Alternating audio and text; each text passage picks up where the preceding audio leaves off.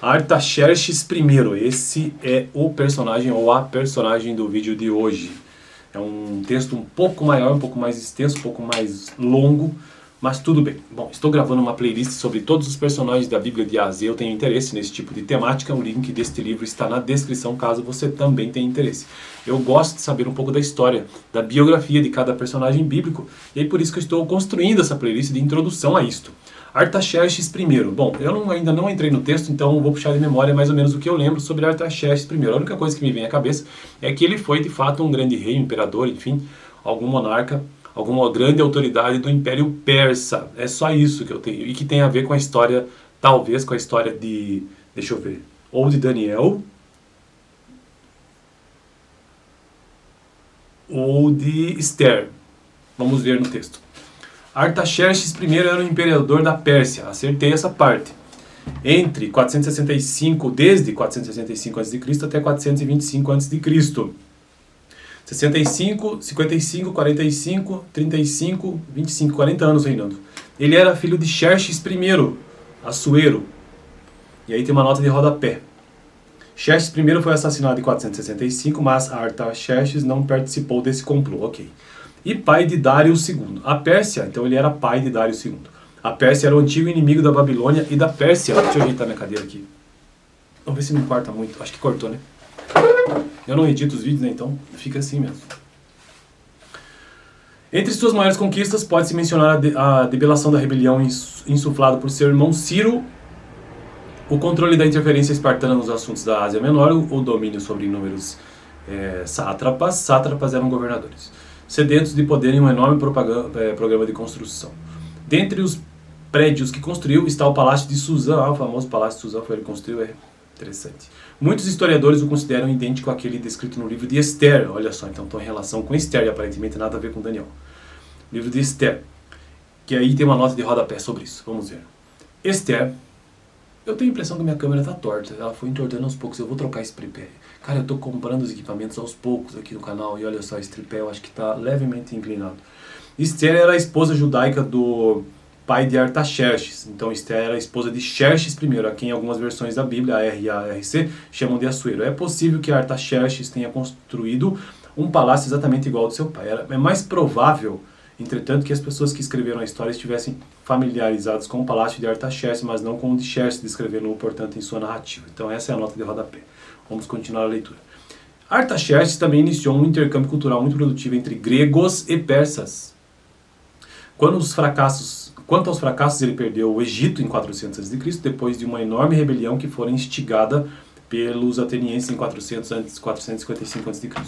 Os cativos de Judá foram levados a Babilônia em 587 a.C. e tiveram permissão para retornar quando Ciro II conquistou a Babilônia. Ciro II, Artaxerxes era descendente de Ciro II. Ciro morreu sem deixar herdeiros e o general Dário I, avô de Artaxerxes, tornou-se imperador.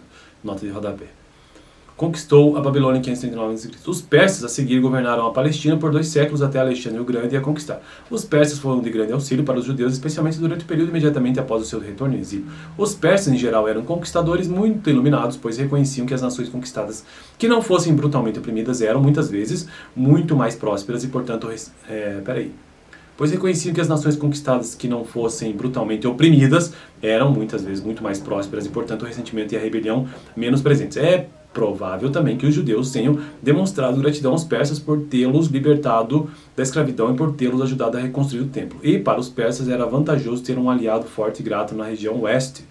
Muitos judeus alcançaram posições de honra, riqueza ou poder na Babilônia e ficaram ali para trabalhar com os persas. Um deles foi o escriba Esdras. Então Artaxerxes tem a ver com Esdras e nada a ver com Daniel.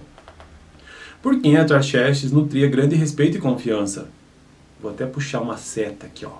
Eu risco todos os meus livros. Por quem Artaxerxes nutria grande respeito e confiança. Ele enviou Esdras a Jerusalém como chefe de uma delegação oficial para reconstruir o templo e purificar o judaísmo. Esdras recebeu carta branca dos persas. O trabalho de Esdras representa um dos mais importantes estágios da história judaica. Ele reformou totalmente o judaísmo e, dentre outras contribuições, estabeleceu as sinagogas, o Esdras, que, de certa forma, também é o Artaxerxes, já que ele permitiu isso, com foco central do ensinamento e da teologia judaicos, em vez de templo e seus sacerdotes. Ok. O judaísmo, como Jesus o reconheceu, era resultado do trabalho de Esdras. Um judaísmo muito diferente do pré-exílico. Um grupo dissidente e rebelde se opôs a Esdras, relatando a Artaxerxes que Esdras era corrupto. O trabalho do templo foi suspenso mais tarde, porém, Artaxerxes descobriu a verdade e autorizou a retomada do trabalho. Em 445 a.C., ele enviou o servo ao seu palácio, Neemias, para supervisionar a reconstrução do templo. De acordo com Plutarco, Artaxerxes I era um governador moderado e bondoso e liderou os persas durante uma era de ouro. Infelizmente, em grande parte de seu bom trabalho foi desfeito por seu filho e sucessor Artaxerxes Oxus, um governante cruel e sanguinário, bem distinto de seu nobre pai. Beleza, então esse foi o vídeo de hoje, um pouco maior, um pouco mais longo, sobre Artaxerxes I, que parece ter sido de fato um bom governante aí, que, assim, indiretamente, né, contribuiu para a construção do segundo templo e por todo aquele retorno de teologia também, teologia judaica no período de Esdras. Fico por aqui então, e esse foi o último personagem da semana. Dá uma olhada no personagem anterior que eu gravei, que foi o Arquipo. Esta semana eu gravei sobre Araúna, sobre Aretas, sobre Aristarco e sobre Arquipo, e agora Artaxerxes. Valeu, até semana que vem.